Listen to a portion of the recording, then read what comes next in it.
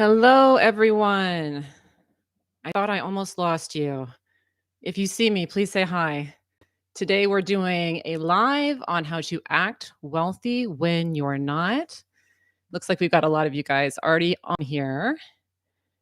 But yeah, let me know if you're hearing me right now because I think I kicked myself out and then I got back in and just want to make sure that everything's working. All right. But yeah, today I'm doing a live here on how to act wealthy, how to act wealthy. And this is in particular if you're having a hard time knowing how to do the behaviors and act in the way that is going to draw money into your life. I get a lot of questions about this when it comes to manifesting money. Andrea, I want to know how to act wealthy, but I don't have money. So, how do I do that? And so, in this live, I'm going to talk about some non conventional things. I'm also going to talk about the building blocks. And so, the building blocks are really important here. Understanding what's kind of the foundation of wealthy behavior. And this is all stuff that I've had to learn myself. As you have probably heard from me by now, I did not grow up with a silver spoon in my mouth. And I was poor for a long period of time and had to learn how to attract money, how to be wealthy, how to be that kind of person who's abundant in mindset. And so this is stuff I've had to learn how to do. And as I've done it, the more people have come into my life who are wealthy, the more I can see these behaviors are definitely super important. And the beautiful thing about all the stuff I'm going to talk about today is that these are things you can do now. Okay. These aren't things that you need money to do. All right. Now, I do invite you, if you have questions about attracting abundance, if you've got those, please go ahead and drop them in the chat. I'm going to answer as many of those as I can today. And it looks like we've got a number of you have already said a few things in here. Let's see. Oh, hello. Okay. A lot of people have come in here. Oh, my assistant Mary is going to be moderating the chat. If you see her, say hi. That's Mary 1111. She does a lot of nice stuff, keeping the chats clean, keeping our YouTube comments clean. So if you see her, say hi. Bliss and Dustin. Hello. Hello, Tanya. How are you? Good to see you. Good morning, Alexis. Good morning, Aurora Jane. Yes, lots of you. Okay, please go ahead and put your questions in the chat if you've got questions about attracting money or how to act wealthy when you're not. All right, so I'm going to jump in with a big point here. I'm going to have a few points for you that I want to talk about in today's live. And again, these are all things that have to do with being the kind of person who acts wealthy, even if you don't yet have money, so that you can attract it. Okay, so this is a very core behavior, and it's something that a lot of people do not do if they are not wealthy, but it's something that they can do. And we'll talk about how you can do it. And the behavior is delegating. Delegating. Okay, so this might be some non conventional advice about how to act wealthy when you're not. A lot of times when people think about acting wealthy, they're thinking about, what kind of jewelry are they going to wear? Or, how much money are they going to spend? But delegation is something you will see very frequently wealthy people doing. Now, with all the behaviors I'm going to talk about, not every wealthy person does all of these, but you will definitely see that as you go up the status ranks, okay, people who have more money do these things. All right. And so delegation is all about not doing everything yourself. And what that means is oftentimes you will see people who have money, they're paying people to do things. All right. So they're employing people or they're hiring people. Now, if you don't have money, what are you going to do? Right. Maybe you don't have money to hire people. Maybe you don't have money to, bring on employees. That's fine. Okay. But what we're talking about here is the core behavior, which is delegation. And so delegation is something that you can start wherever you are. And wherever you are, if you start practicing delegation, what will happen is it will become more and more dominant in your life. Because through the law of attraction, the more we do something, the bigger it gets, the stronger its vibration becomes. Okay. And so when I started to notice that delegation is something that wealthy people do, this is something I started to do on a small basis. And then it built up to the point now where, yes, I do hire people to do things. All right. So you can do things like, ask for help. This is one thing that's small, but it's something I've really learned how to do and kind of tune in on. And it's something a lot of you could be doing if you do not have the money that you would like to have. And delegation is kind of a foreign concept to you. If you have a spouse or a partner, boyfriend, girlfriend, something like that, even a friend, when you find yourself kind of struggling with something, ask for help. Okay. So I've got some bracelets on today. You can see my bracelets. Okay. And I love my bracelets, but sometimes it's hard for me to get them on and off. They got like these little clasps on them. Have you ever tried to get these things off and on and it's difficult? Well, if somebody's around, like my husband or one of my kids, like, hey, can you help me get this on? Can you help me put this on? And I'll delegate that task to somebody else to help me with. Now, that doesn't mean that we want to be helpless and we want to be asking people for stuff all the time. Okay, you do also want to be independent. This isn't about making people do everything for you, but you want to start to ingrain some behaviors of when you're struggling or when you could use some assistance, when something is a little too hard, ask for help. Ask for help. And you will see very frequently that people who do not attract a lot of money, a lot of times, and I talked about this on the last live, a lot of times they try to do everything themselves.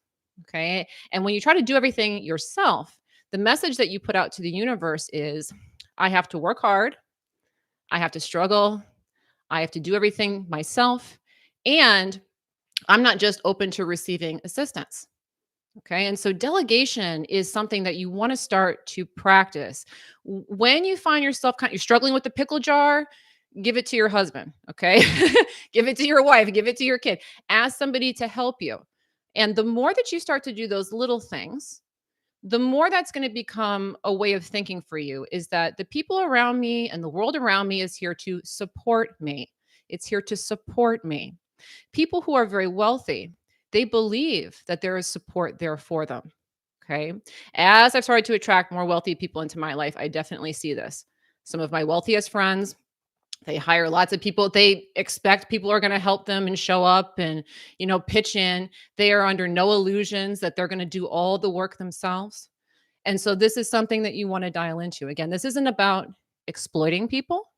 Rather, it's about asking for help and receiving it. And a very interesting thing about this, sometimes people are afraid to ask for help. They don't want to impose. They don't want to create too much work for other people. But people very frequently appreciate being asked for help. Has anybody ever asked you your advice or asked you for a small favor and you're almost kind of like touched that they thought of you and that they wanted your help? Well, that's the gift that you give to people when you delegate, okay? Provided that you're not attempting to exploit them and it's coming from a good place. Okay? So that's our first behavior is delegation. Again, wealthy people often delegate a lot.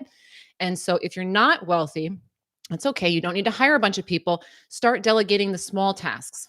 And as you get more comfortable with that, you'll notice that delegation becomes a more core essence of who you are, and it's a way that you can act wealthy exactly as you are, and you'll start to attract more money because of it.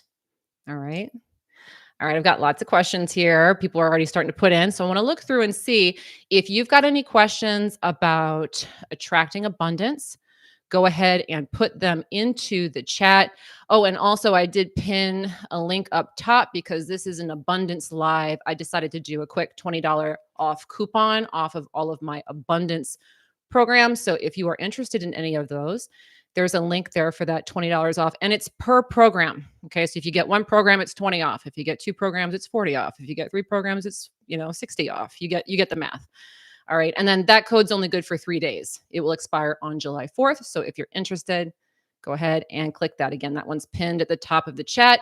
If you're watching the replay, it will be in the description. All right, let's look for your questions.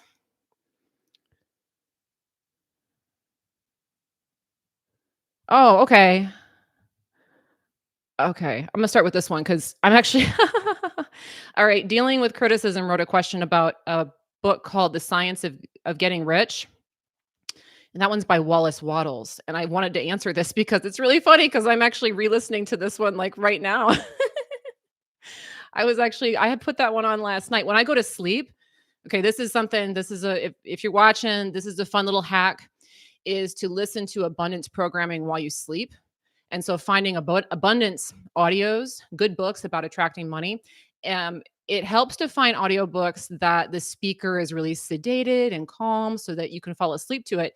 But while you're sleeping and while you're, relaxed, that messaging just gets in there. All right. And so this book, this is the question from Dealing with Criticism. I've been listening to the Science of Getting Rich audiobook during my sleep for the past 2 weeks. How do you know when the programming is complete so I can move on to another audiobook? Okay. So what I would say about that is that I wouldn't so much, excuse me, I wouldn't so much worry about the programming being complete. What I would say about that particular technique is if for whatever reason you're not vibing with that book anymore or you're bored with it, that's when I would go find something else. So that's why I wanted to answer this question quickly, because quite honestly, The Science of Getting Rich is a fantastic abundance book. If that's a really great one, it's only a few hours long. I like to listen to that one. But what I'll do is I'll listen to it for a while I go to sleep. And then if I get bored with it, I'll pick a different one. And then down the road, if I remember it again, I'll bring it back. Okay. And so this is something that you might want to do. Don't think about it so much as I'm trying to get all of this knowledge directly in here forever, but rather you're always trying to stay attuned in a wealthy frequency. And so we're never going to get done with our abundance programming, because if for whatever reason you decide to go AWOL with abundance and you decide to start hanging around broke mindset, you will deprogram all of your abundance programming and reprogram all of the lower vibrational abundance programming. Okay. So, what my point is here is that when we talk about these things like programming things in, programming is going on all the time. And you can program yourself into something and you can just as easily program yourself out of something. So, it's not so much about it being a complete process, it's more about what is your dominant vibration in the present moment. So that's why it's really important that if you're listening to programs like that, listen to them while they're exciting or they're fun or they're relaxing or they're helping you with sleep. But the minute they start to feel kind of off, go find something else and just kind of put it off to the side. And you may find, like me, that you come back to it. That's a really great question. There is kind of this belief structure I think people have that at some point they're going to get their beliefs all sorted out and it's going to be done. But the reality of it is that you're always adapting and changing your belief structures. It's always happening. It's never a complete process. All right. So that's a really great book. It's very high vibrational information. Keep it there for when you need it and bring it back out if for whatever reason you need a boost. Okay. All right. Next question. Again, that book is The Science of Getting Rich by Wallace Wattles. That's one of my favorites. All right. Oh, yeah, and, hey, if you're not subscribed, make sure to subscribe to my channel. I gotta put in that plug real quick. Like this live if you haven't yet already. And of course, if you've got questions that you would like to ask about attracting money, go ahead and put them into the chat. Today, again, I'm going over some of my top tips on how to act wealthy, even when you're not. Okay, and so acting as if is a very important thing when it comes to attracting things through the law of attraction. You have to be the essence of what it is that you want to attract. And so very often people who do not have a lot of money ask me this question, well, how am I supposed to act wealthy? I'm not wealthy. All right. So the first behavior that we talked about was delegation. All right. The next thing, this one's really important, but it's often misinterpreted. So this is one you may have heard of before, but I want to define it clearly because I think there's some confusion about what this means. And it has to do with how you dress and how you put yourself together. Okay. So, and the confusion, I believe, with this is often that people will think, okay, in order to act wealthy, I have to dress wealthy. Well, Andrea, I don't have the money for the nice clothes or the nice jewelry or the nice whatever. So, how am I supposed to do that? Okay. Well, you don't have to go out and buy a whole new wardrobe. All right. That's the first thing. Eventually, you'll get there and that'll be great. Okay. But you don't need to start with that. What you need to start with is the foundation of what it means to put yourself together as a wealthy person. And so there's some core features to that. All right. One of them has to do with cleanliness. Okay, cleanliness. And so the parallel that I want to make here is, let's imagine that we're looking at hotels to go stay at. Okay. Now you've got one hotel, which is the Days Inn, okay, which is like a lower value type hotel. And then on the opposite end of the spectrum, you have like the Ritz Carlton or the Four Seasons, like a 5-star hotel. Okay. Now, obviously, they cost different amounts, right? Clearly. But one other thing that you're going to notice is that there's some differences in these core features. One is cleanliness. Okay. If you walk into the Days Inn, things aren't going to be kept up as nice. It's not going to smell as good. It's not going to be as polished, right? If you walk into the Ritz Carlton, it is flawless. Okay. Everything is immaculate. Things smell fine. Everything is immaculately clean. Now, some people are not into being super clean, but that's one thing I would recommend, is that if you want to put yourself together like a wealthy person, keep that in mind. Okay. So personal hygiene, doing things like, making sure that you're washed, making sure that your clothes, maybe they're not the fanciest clothes, but making sure that they're pressed. That's a big one, just ironing your clothes or steaming your clothes. If you have little, like, I don't know, oh, excuse me, little threads hanging off, cut those off. Okay. If you have, socks with holes in them, throw them away, get some new socks. But be on that mindset that I'm going to be clean. I'm going to be put together. Another thing that can be helpful is to pay attention to the details. This is another thing when it comes to putting yourself together, how you dress, how you carry yourself. Details are important. Again, if you were to walk into the Days Inn, okay, and hopefully this is a reference most people understand. If you've never heard of the Days Inn or the Ritz Carlton, let me know if I'm just using references that aren't helpful. But if you were to walk into the Days Inn, you're going to notice there's not a lot of attention to details. Okay, there's not that big concern about where is everything put, how does everything look? Does everything match? Is this a nice color scheme? That's not very important. But if you are walking into the Four Seasons or the Ritz Carlton, they are very attentive to the details. Okay, so they've got a stylist that, whatever, an interior designer that comes in. The lights match the pictures, and the lighting is perfect, and they're pumping scents in, and everything. The attention to detail is there. Okay, so notice that you do not need to go out and buy a new wardrobe. That's not necessary. Okay, but as you're getting yourself put together every morning, be mindful of those things. Am I clean? Am I pressed? Am I polished? Am I paying attention to the details? Very, very important. There's not some set uniform, by the way, that rich and wealthy people wear. Okay. You may think of certain clothing as being wealthy clothing or wealthy looks, but this process is not about setting aside your personal style. And that's one thing I would mention, is that I wouldn't recommend trying to dress like somebody that you're not. Definitely be yourself. Definitely dress the way that you want to dress. But if you do those two things and you focus on cleanliness and you focus on the details, that'll be very helpful. Okay. Looking at things that, what colors look good on you. Okay. What outfits complement how you look. Paying attention to those kinds of details will make you look a lot more polished, a lot more wealthy, and make you feel like $1,000,000. And that's what really the dressing wealthy or the looking wealthy thing is all about.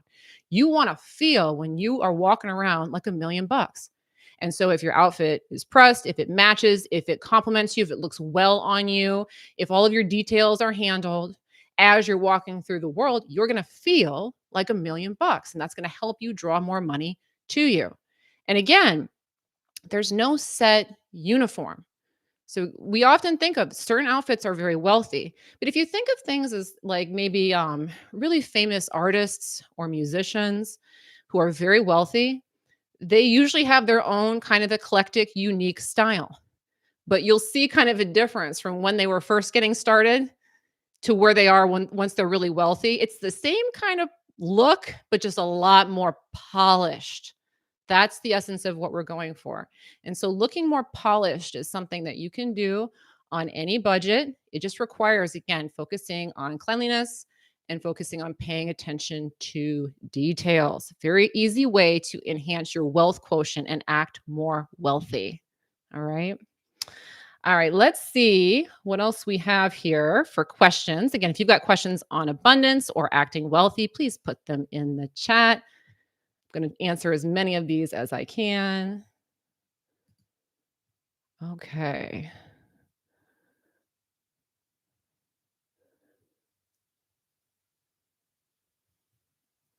Hello, Peter from sunny Palm Beach, fellow Floridian. Hello. Hello, Valerie. Oh, Valerie said hi to Mary. Well, thanks for saying hi to Mary, Valerie. That's very nice. Hi, Roberto. Hi, VU from Hi, V from Texas.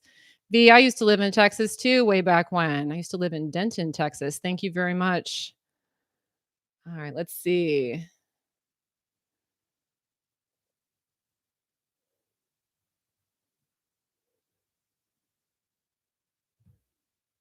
Okay, Aurora Jane asked the question here.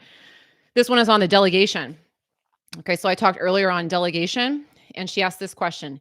Is an automated service seen as delegation? Such as for me, I have automated booking systems for my business where my clients can book themselves in for their appointments.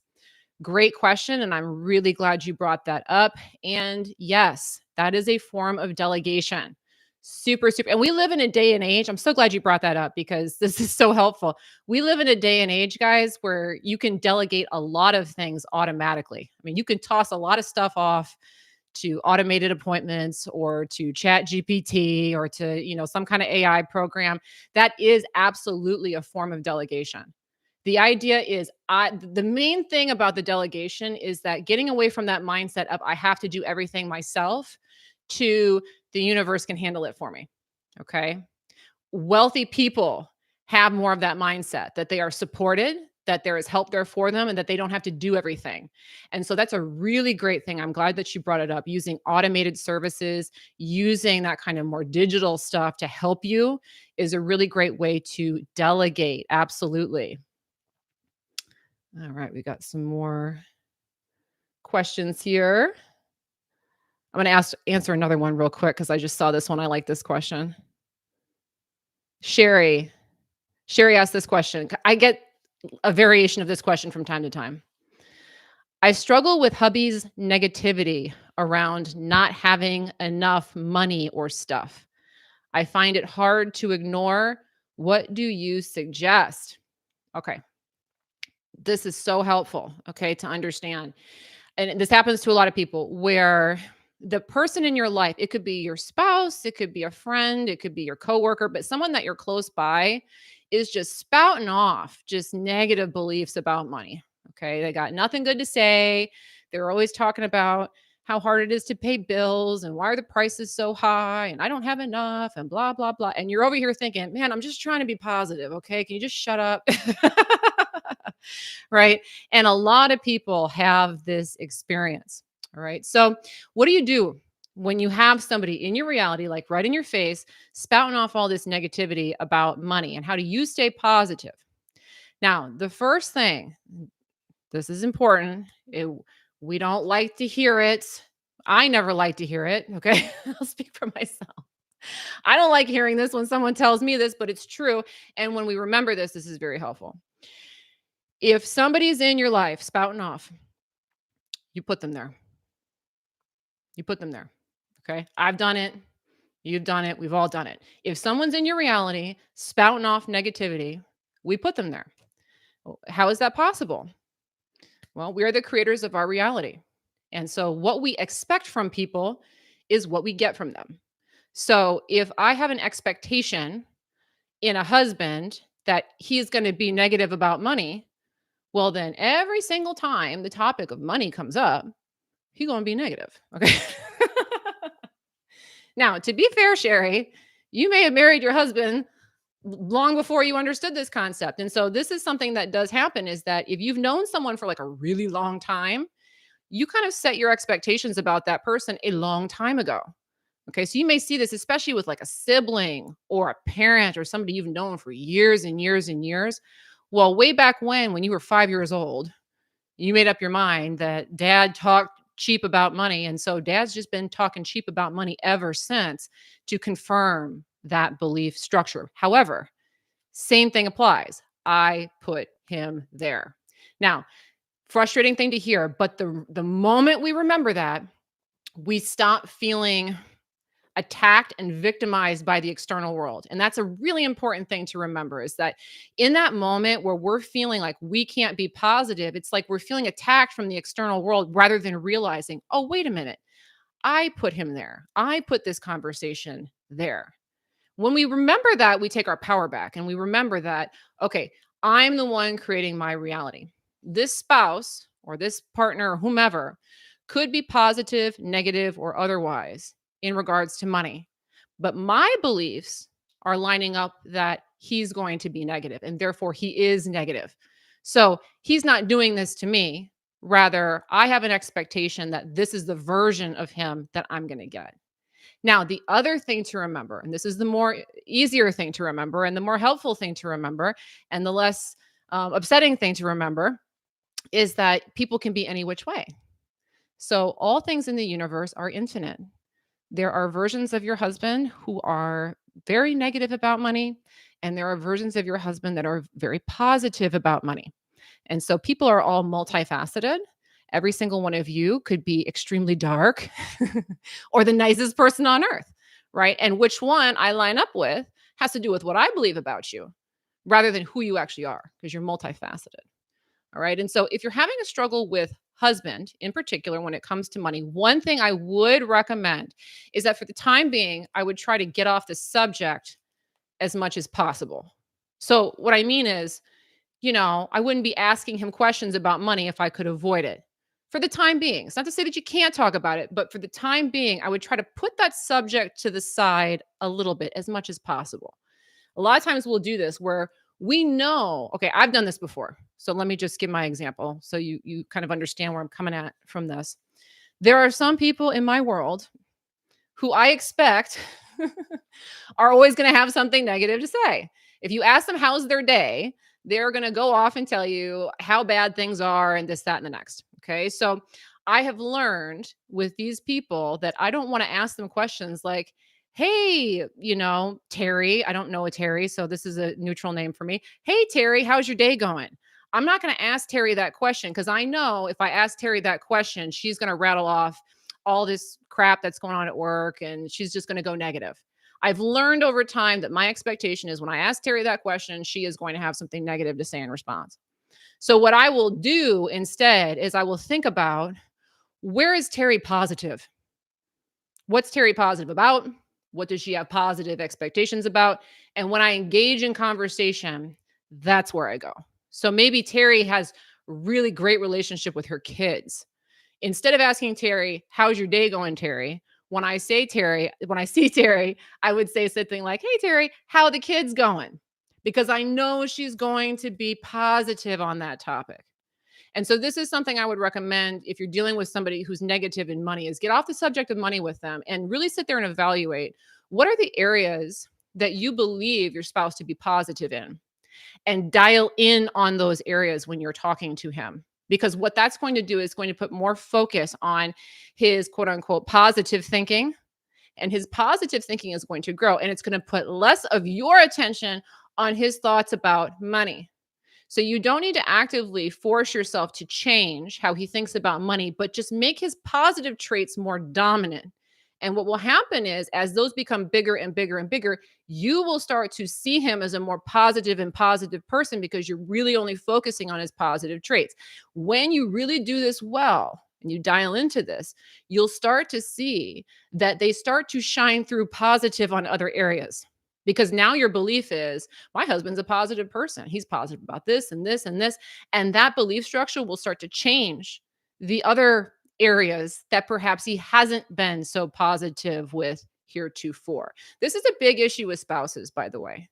When people get married, and you get married and you're all in love at first, and then all of a sudden you start seeing all the problems. Okay.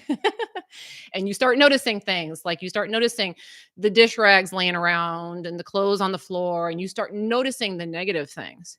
And people skew from thinking only positive about their spouse into slowly looking at all the things that they don't like. And the spouse becomes less and less appealing over time. It's a very simple fix. Just change your focus back to what do I like about them? What are they doing well? How are they doing a good job? Why are they positive? Okay, so he can be fixed. He can be fixed. That's the long and the short answer. All right. All right, so I've got some more stuff here, guys, on how to act wealthy, even if you're not. Very important stuff to understand because you want to be able to act wealthy so that you can attract money into your life. But if you're not wealthy yet, how do you do that? Okay, and so we talked a little bit about delegation. We talked about putting yourself together or dressing as if you are wealthy and what that actually means. And then the next one, woo, this one right here, this is a big one. Generosity. Generosity. Now, again, not all wealthy people are going to display all of these traits. Okay, that is true. But you will see as more you get around wealthy people, more of them display these traits than don't. Okay, and so generosity is a big one. Now, what that means is being willing to share, being willing to pick up a tab, being willing to help somebody out, being generous rather than being stingy. And stingy really comes from a place of fear. That's really the thing that we have to understand about this. When somebody is stingy and doesn't want to be generous, the issue that's going on is that they're fearful. Okay. I don't have enough money. And so I have to hold on to my dollars. Okay. And so being very frugal, being very stingy is a limiting behavior. It comes from the place of oftentimes trying to be responsible with money. That's what people will tell you. They'll tell you it's being responsible. I'm putting my stuff away. I'm saving it for a rainy day. That's being responsible with my money. Okay. But responsible with money is code for I'm terrified about money. That's why I got to be so responsible with it. And if we're terrified about it, that's not an abundant projection that we're putting out there. Okay. The projection that we want to be putting out there is that there's tons of money. Money is everywhere. This is just a drop in the bucket. And so generosity is one of those behaviors that projects that message out into the universe. It's one way to act very wealthy. Now, you don't have to start with giving away the farm. All right.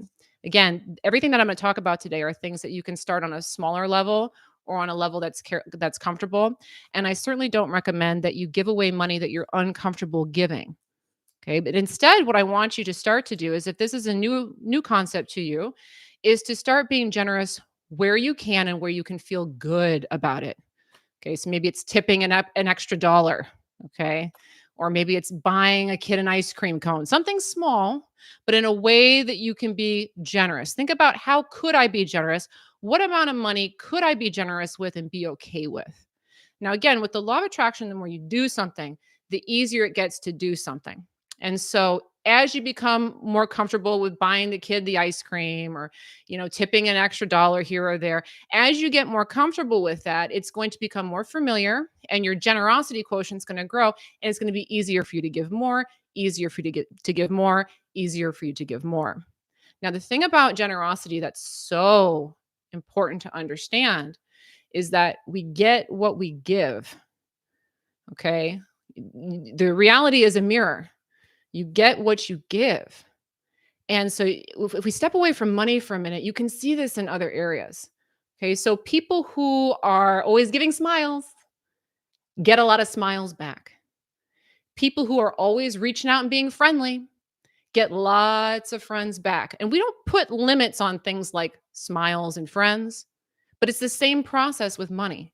The more you give money, the more you get money. And so training yourself into generosity is a very, very important wealth building skill. It's a great way to act wealthy. Now, my favorite story about this one, and I've told it before, so if you've heard this one, let me know. But my husband has a cousin, and he's one of the wealthiest people that I know. Didn't start off world's wealthiest guy, but now he's worth tens of millions of dollars. And my husband tells a story about when they were kids. I think his cousin is like 4 or 5 years older than him. He's not super older than my husband, but he's a few years older. But he tells a story about his cousin and how his cousin would take him out and go do stuff, kind of like almost like a big brother. But the cousin always kept like a roll of cash shoved in his sock. And my husband always thought that was interesting and funny, and he would pay for everything. So he would take my my husband to the amusement park or take him to the arcade or take him to the mall. And he'd always be buying my husband stuff. He's buying his little cousin stuff.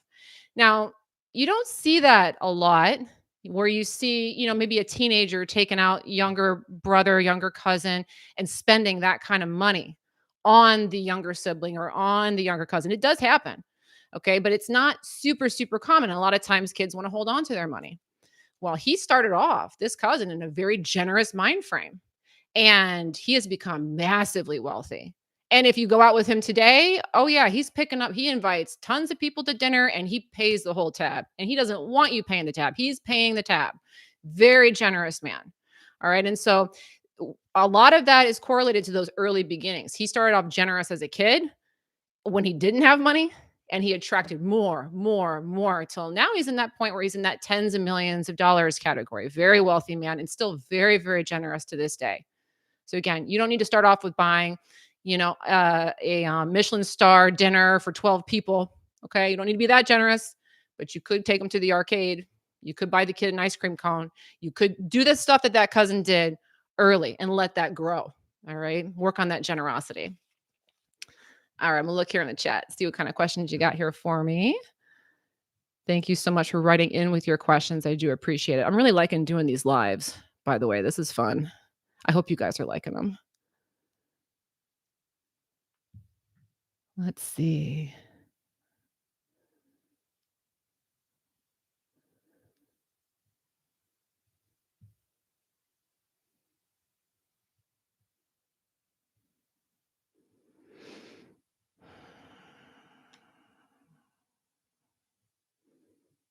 Okay. I got a question here from Alexis. I like this one. My question: I not only want to manifest money, but I want to manifest it in a way that feels good to me and I enjoy. Example, I don't want to manifest a lot of money if it means being miserable at a job. Okay. The nice thing about this question is that, that's kind of almost required. It's kind of almost required to manifest a lot of money. Like you'll be able to manifest money at a job and even manifest a pretty decent income. But to manifest like wealth, you're really going to want to dial into something that feels good to you because vibration is so, so important. If you're not enjoying what you're doing, what will happen is your vibration is going to lower. And what that means is you're going to start to experience more negativity in all areas of your life, including money. This is why a lot of people have burnout. Okay. So they'll get going in their careers and they're like, I'm just going to power through, power through, power through, but they're not really loving it. And so they can chug along and they get the promotion and they make a few more dollars and, they're kind of working up that corporate ladder, but then they just get fried. Okay. And they lose a lot of steam. And so this is a very important thing to understand is that, that's a great dream to have for yourself. And it's one that you should really be dialed in on. Okay. So wherever you are in a profession, you always want to be thinking about how can I enjoy this more? Or is there a move that I want to make to take me someplace I would enjoy more? The big thing about this is detaching from the idea really that the money has to come from a job. And I did do a live a couple weeks ago on how to attract money without working for it that you guys would probably find useful if you like what I'm talking about right now. Money can come from anywhere. Doesn't have to come from a job. It's going to come to you if you have that perception that you are a magnet to money or that money belongs with you. You are worthy of money. You are deserving of money. There are plenty of people who aren't working at all who are very, very wealthy. Okay. You may even know a few people who manage to always have money, but they're not working that hard or they're not doing too much or someone's taking care. Maybe they got a sugar daddy. I don't know. They're getting money somewhere, but it's not from work. All right. And so this is a very important thing to understand. If you're not enjoying your job, you definitely want to start thinking about how could I enjoy my job more? Is there something else I would like to be doing? You could start with little things like changing around your desk, changing how you dress when you go to work, talking to different people at work. When I first started learning about the law of attraction, I've talked about how I used to be a high school teacher. And I transitioned from being a high school teacher into what I do now. But the reason the shift occurred was because I changed how I viewed my current job and how I interacted with my current job. So at the time, when I first learned about the law of attraction, I was not happy in my job. I was very stressed out. I was very overworked. I was very tired. I did not like it. I was not making hardly any money. But as I learned about the law of attraction in the early years, I started to go to work with, okay, well, how can I enjoy my profession more? So I started to do things like taking breaks and doing some meditation and changing the lessons that I was doing and rearranging how I interacted with the kids and changing how I was anything I could do to tweak it and make it a little bit more fun, a little bit more exciting, a little bit more enjoyable. I started doing those things. And it got to the point where that last 2 years of my job really ramped up. Okay. So 2 years before I started doing what I do now, I noticed that all of a sudden I was really starting to like my job. And the last year I'm like, all right, I'm out of here. I know what I want to do, but I'm having so much fun. Okay. And so this is the thing to understand is that you don't necessarily need to leapfrog out of your present job, but understand if it feels miserable, that you want to work with the energy. It's kind of like when we were talking about the husband who is being negative. If we're in a position that we don't like about a job, or if we're working and doing something we don't like to do, very often what we're doing is we're focusing on this is what I don't like. I don't like the hours. I don't like the pay. I don't like what I'm doing. I don't like Brenda who works next to me. I don't like that. To change that, what you want to start to do if you're in a profession is think about what you do like. How could I make it more fun? How could I make it more enjoyable? And get your focus over there. Because what will happen is that your vibration towards the subject of work will start to improve. And if you're not really that great of a match for your present job, you'll just get kicked out of it. Okay. So all of a sudden I had the idea, let's go teach law of attraction, and boom, it was over. Leapfrogged out of it. And I started doing this. Okay, so that's what I would recommend. You don't necessarily have to know what the best profession is. Just start having fun where you're at. If you're going to work, have fun. Cut up, make jokes, whatever you got to do. Have fun while you're working to dial that up so that you associate work as a pleasant thing. Okay. All right, guys, keep putting your questions into the chat on attracting money. I'm going to answer as many as I can. And again, quick reminder, I did do a quick coupon I pinned up there in the chat for $20 off the abundance programs that I've got. Let's see, maybe I can show them to you. Can I show them? Only good until the 4th of July. That coupon code will be coming down. So it's 3 days only if you are interested. All right, how do we get out of that? Okay, back to me. All right, let's take a look here. What's the next one? Okay, so we talked about delegating. We talked about putting yourself together. We talked about generosity. These are all ways that you can act wealthy, even if you're not. Our next one,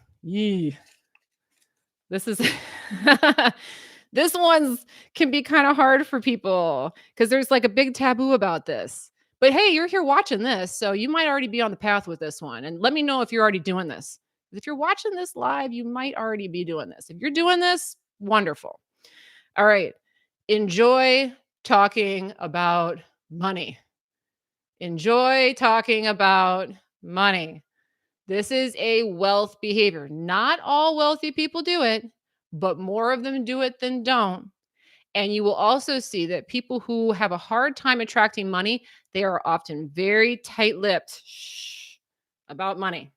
Shouldn't talk about money, shouldn't tell people how much I made, shouldn't discuss my income, shouldn't talk, keep it quiet. All right. Big taboo about talking money.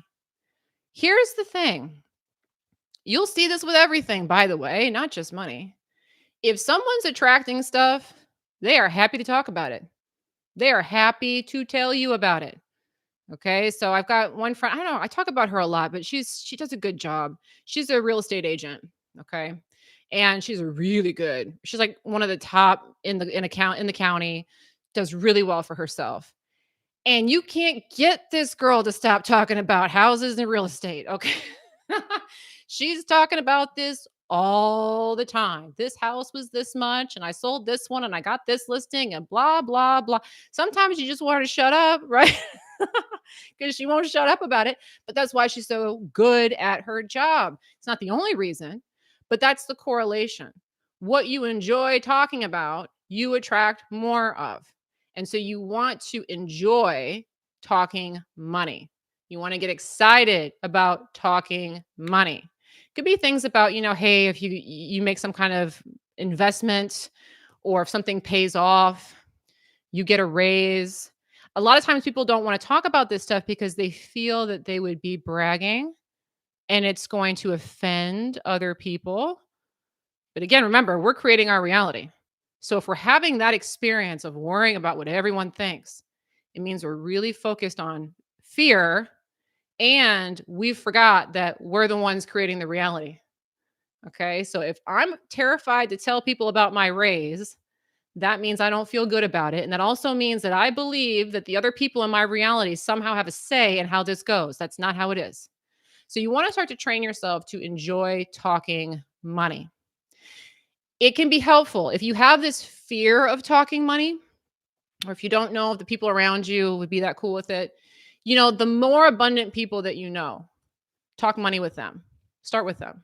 Okay. So if you have a friend who got a little bit more than you, talk money with them. Okay. Because they're going to be more inclined to talk money than you are. So they'll sit there and have that conversation with you. Okay. But this is something that you want to start to do is have conversations about money. Get over the taboo of it. A lot of the reasons why people have hangups about attracting money is because, put it away, don't talk about it, hide it under the mattress, keep it in the bank account. It's as if it doesn't even exist. And so learning how to attract money is more about making money so normalized that it doesn't evoke any fear from you or any stress from you. So things that I've talked about before, like keeping money around you, laying money around, desensitizing yourself to that is really helpful. Talking money is really helpful. Get the subject on the table, get familiar with it, talk about your wins with it, talk about it like it's normal. All right. Very important thing to do if you want to act wealthy. All right. Let's see what else you guys got.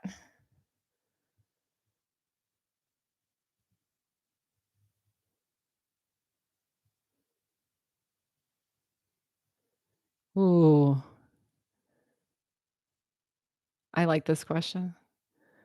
Okay. Coach Debbie, I don't know if this is exactly in a I gotta answer this. Okay. Love the live. Coach Debbie says, she loves the lives. Here's her question. How do you plan your time for work so it stays part-time? How do I plan my time for work so it stays part-time? So I'm guessing, Coach Debbie, and I think I saw you on one of the last lives. So you probably heard me talking about how I don't work that much. I probably only work at most 3 hours a day. At most. Okay. And my income has gone a lot up. So how did I plan that? How did I figure that one out? Well, a lot of it has to do with that delegation that I mentioned at the start. Delegation. So in work, you don't want to work. That's the big thing. So to be at that point where you're able to make money without having to work, a lot of it means allowing yourself to be supported by the universe to do the work for you. So things like we talked about with doing a lot of automated programs, doing things like hiring people to do stuff for me. Also, like even like this live is a good example, So I'm like, okay, this isn't something that kind of kills a few birds with one stone, where it gives me more than like a standard video format and it's more fun for me. I can do it whenever I want. I don't actually have to go and edit this. That saves me time. Anything that gets work off of my hands somehow, I like to dial into that. So lives are actually an example of that because to make a live is actually a lot less time consuming for me than to make a 15-minute video, believe it or not. Okay. That's quite a bit more easy. So that's an example of like always be looking in your job. I don't care where you're at, by the way. You don't have to run a business. But looking at your own profession, how can I get tasks out of my way? How can I automate things? How can I get rid of stuff I don't want to be doing? A big thing about just life in general, this is a life in general thing, not just a money thing, not just a work thing. Do what you want to do. Everything else is crap. Get rid of it. Okay. Anything you don't want to be doing, find a way to get it off your plate. Either just stop doing it, delegate it to somebody else, pivot, do something else. Say yes to what you want. Say no to what you don't want.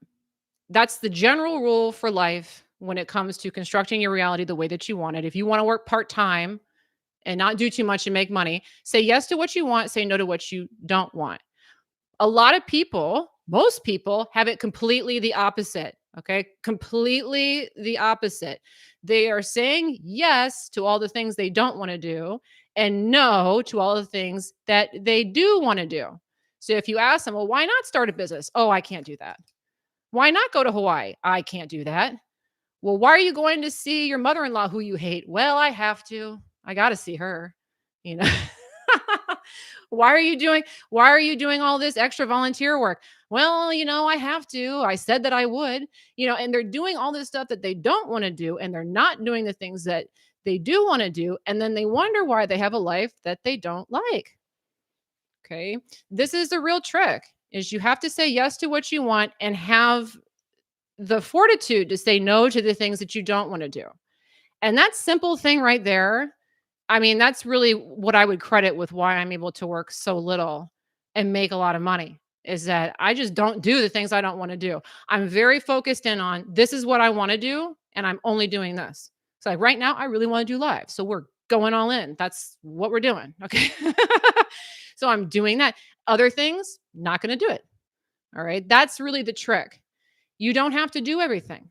Give yourself permission to stop doing the things that you don't want to do.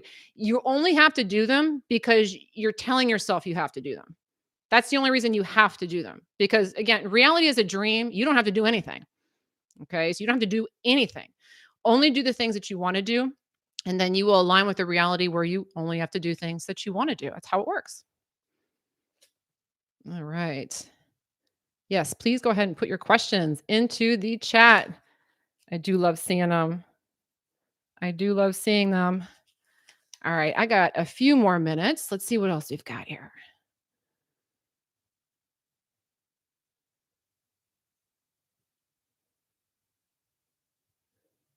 Okay. I like this question. The real deal. How do you get back on track quicker after things are going well and then you have an unexpected setback or sizable financial loss? Well, by the way, this is a behavior of the wealthy as well. Okay. Bouncing back. It's about reframing. And I've talked a little bit about reframing in the other lives, but you want to look at the loss as a win. You want to look at the loss as a win. And usually people don't do this. They see the loss as a loss. Okay. So if all of a sudden there's a $10,000 loss that goes out or a setback, the mind automatically says, this is bad, this is negative, this is wrong. Okay. And what that does is that compounds the problem because now all of a sudden I'm perceiving that things are not working out for me. Things are not working out for me. I'm losing money. I'm losing money. And that's the message that I'm putting out to the universe with the law of attraction. I'm losing money. This is not working out for me. And just like how a bad day will get worse and worse and worse, as long as we keep viewing it as a bad day, the financial loss will get worse and worse and worse as long as we're perceiving it negatively and as a loss. So, what we want to do when those things happen is that we want to have a way of reframing it that it's working out for us and that it's a good thing. Now, that's not to say that when these things happen, you should just jump up and down and be excited when you're not. Mm-mm. If you're not happy, you're not happy. And I talked a little bit about that in my last live. Okay, when you're not happy, you're not happy, and that's okay. I'm not telling you to negate your feelings, honor and validate your feelings. However, you want to start to think about how is this working out for me and why is this a positive thing? Here's what I do, okay? Here's my mental trick. And I have a video on this from several years ago, and I believe it's entitled How I Manifest Windfalls of Cash. Windfalls of cash. And it has to do with this precise thing. So, this thing that you're talking about right here is something that I actually, I wouldn't say look forward to, but because I've practiced this so much, I almost kind of get excited when it happens. Here's the mechanism. The easier I let go, the more comes to me. That's true. We talked about this in generosity, talking about being generous. I'm gonna say that again. Talked about being generous. What you give, you get. If you can give something freely, you get more of it in return. If you give smiles freely, you get smiles back. If generous with your money freely, you get more money back. Well, if the universe decides it wants to yank $10,000 away from you, you can fight against it and cling and resist it, or you can say, you know what? Go ahead and take it. Drop in the bucket. Whatever I give, I get more of anyway. So evidently, the universe thinks I can be that generous. That means even more is coming. That's the way I think about it. If I can be okay with letting go of 10,000, I must obviously be in resonance with more money than that. Think about that. The stuff that's easy for you to give away, you always get that back. It's like no problem to throw a dollar on something, no problem. Well, you get dollars all the time. Why? Because it's easy for you to let go of it. So when those big things happen, I kind of like to look at it like I'm being tested for where my barometer is for how much I can accept. Because if I can let go of that much money and be cool with it, there's a tsunami coming after it. And that's been my experience time and time again.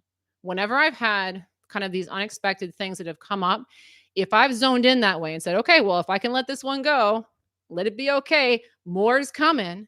Well, maybe I lost 10,000, but then the next week 20 came in. That's how it works.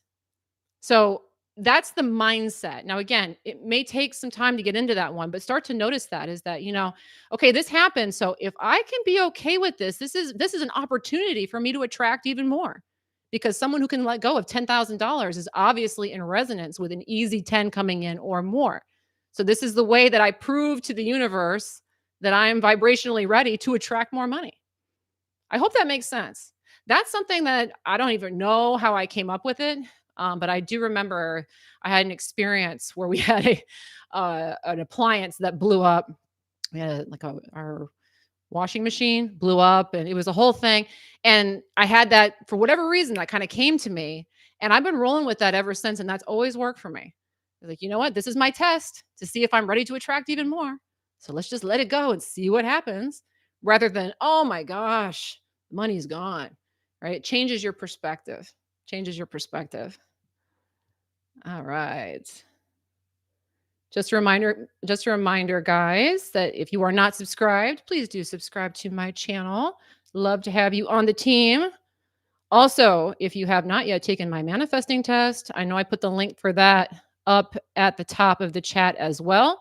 It's a free 5-minute test where you can prove the law of attraction to yourself. So if you've never taken that before, make sure to go ahead and take that. All right. I got a question here from Trip. This is like more of a personal question, but I'll answer it because I like it. Am I big into numerology?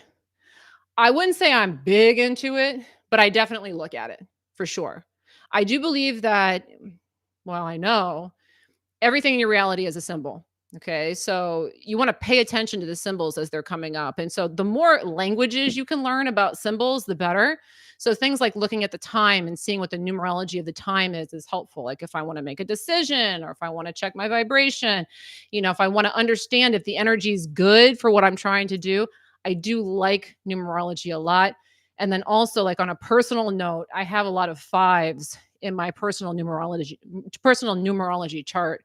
And so that's really a sign of freedom. That's a number of freedom. And that is 1,000% like the most important thing to me is freedom. So I think that's what really hit the nail on the head with me, is that there's something to it, because the interpretation for me is very literal. So yes, I love numerology.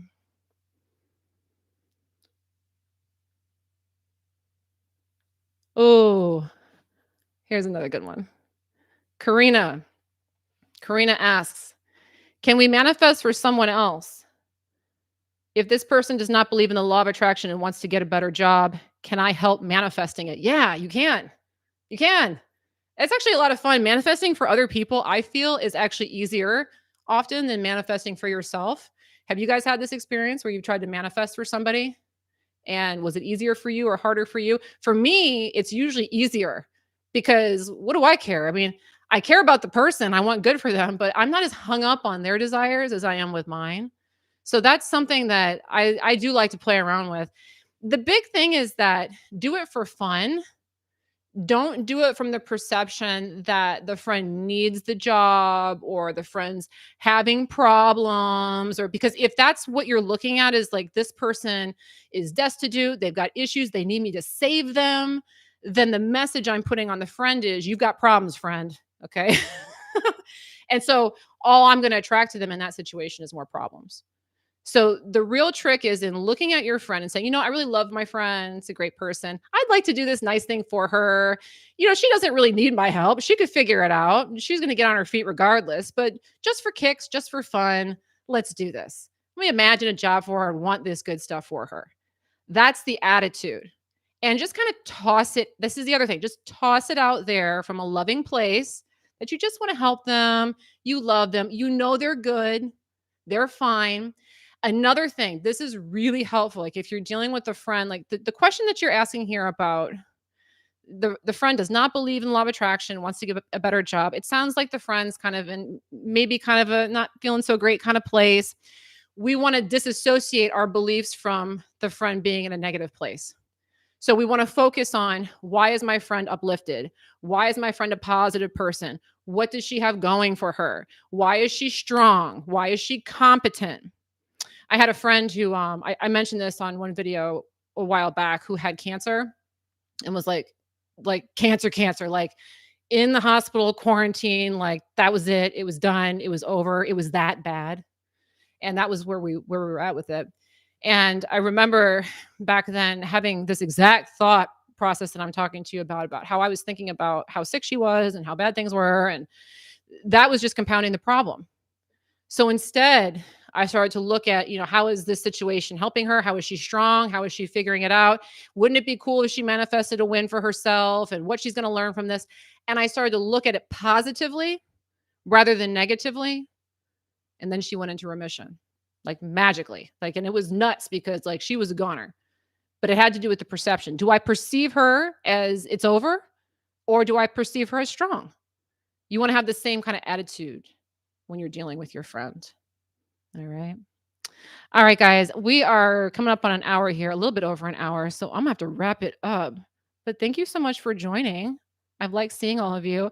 And, if you've got questions about things that I could do for future lives, definitely go ahead and share them with me. You can either put them into the chat or when this is, officially published on YouTube, you can put them in the comments. I am going to try to keep doing these because I'm really liking doing these. It's fun for me to talk to you guys kind of real time. So definitely let me know what you think. Again, if you wanted that $20 off coupon, I'm going to keep that up in the chat. I'm also going to put it in the description of this video so you can find it there. That coupon code is July, $20 off any and all abundance programs. And it is only good through July 3rd. So on the 4th of July, it's over. All right. But again, thanks so much for watching today's live and for participating. I've really enjoyed it.